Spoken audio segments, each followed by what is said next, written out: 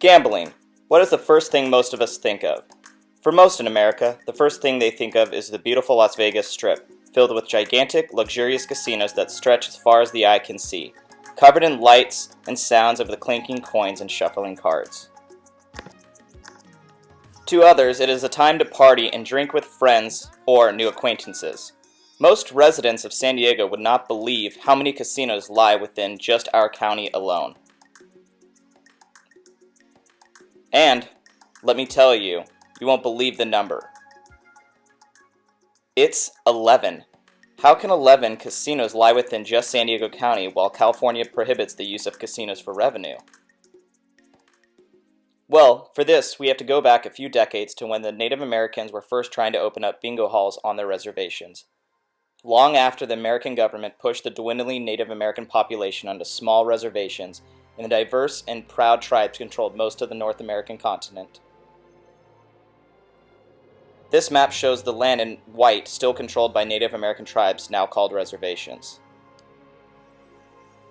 This next map shows the states allowing casinos on reservations controlled by Native American tribes. So, how did this all begin? To understand that, we must first find the first recorded legal action taken by the U.S. government for the privatized use of bingo halls or casinos. In the early 1970s, there was a couple, Russell and Helen Bryan, from the Chippewa tribe who were being taxed by the county government while still living on the reservation. The Bryans, seeing this as unlawful, tried to fight in the local courts, but lost. However, they took their fight all the way to the United States Supreme Court. The Supreme Court granted review, and its sweeping unanimous decision held that not only that states do not have authority to tax natives on the reservations, but they also lack authority to regulate needed activities on the reservations. This was the birth of Native American gambling. The next tribe to make significant progress was the Cabazon Band, which turned casino operations and opened their first bingo halls in the 1980s. But they were met with resistance from the Riverside County Sheriff, and most of their gambling halls were shut down. It was then taken to federal court and decided from the court again that it could not regulate exclusively and should be controlled by Congress and the federal government, not state governments. So, how was this going to be paid for? Initially, the Indian Gaming Regulatory Act, signed by President Ronald Reagan, allowed tribes to create casinos and bingo halls to help produce revenue and serve as special tax on native reservations.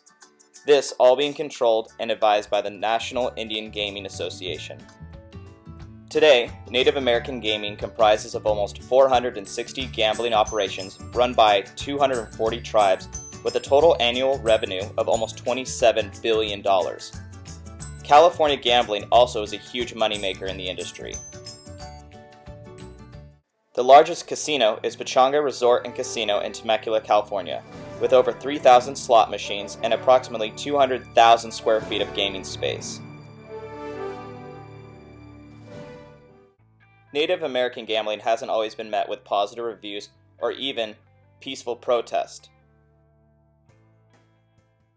However, the casinos create thousands of jobs, and the money it makes for tribes is beneficial to most of the reservations and those in the communities.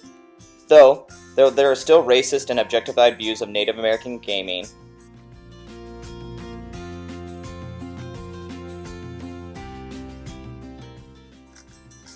as a whole, it continues to allow for the rich culture and diverse communities to thrive and prosper and remain intact through all the strife they've been through.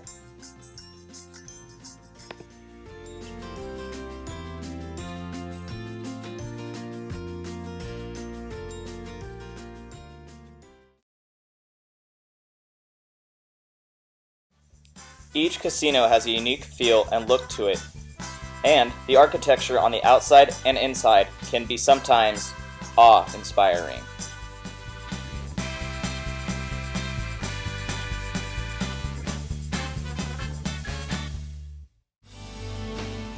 So, the next time you're out with your friends at a local gaming casino, remember that there's more to it than just the building and the slot machines and all that money.